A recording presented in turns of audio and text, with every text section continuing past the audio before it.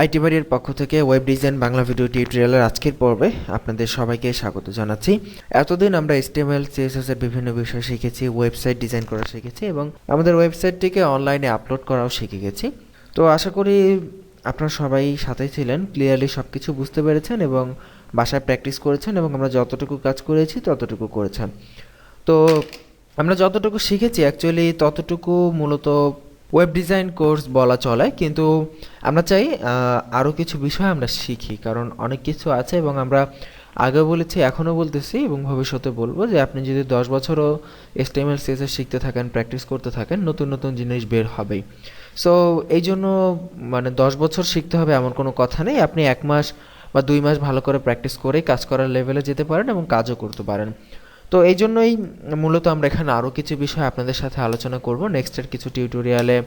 সেখানে আমরা আরও অন্যান্য বিভিন্ন বিষয় সম্পর্কে জানবো। সেখানে আমরা শিখব টেক্সট শ্যাডোর বিভিন্ন অ্যাডভান্স বিষয়, যেমন বিভিন্ন অ্যাডভান্স টেক্সচার যেগুলো তৈরি করা যায়, যেগুলো আমরা নেটে দেখি বিভিন্ন সময়, এগুলো শিখবো বক্স শ্যাডো দেয়া, বক্স শ্যাডোর কিছু অ্যাডভান্স ব্যবহার, এবং এরপরে আমরা শিখবো কোনো পার্টকে স্টিক কীভাবে করতে হয় একটি ওয়েবসাইটের।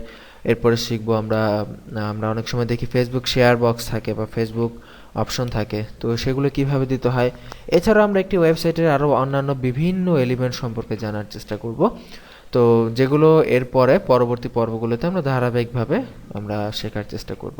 তো আশা করি আমাদের এই আরও নতুন কিছু শেখার টিউটোরিয়ালগুলোতে সবাই সাথেই থাকবেন এবং নতুন ভিডিওগুলো দেখার পূর্বে আগে যদি আপনার কোথাও কোনো কনফিউশন থাকে অবশ্যই সেগুলো দূর করে নেবেন এবং ভালোভাবে শিখে তারপরে নেক্সট টিউটোরিয়ালগুলো দেখবেন। তো আগামী পর্বের আমন্ত্রণ রইল। আজকের মতো এখানে বিদায় নিচ্ছি। ভালো থাকবেন সবাই। আল্লাহ হাফেজ।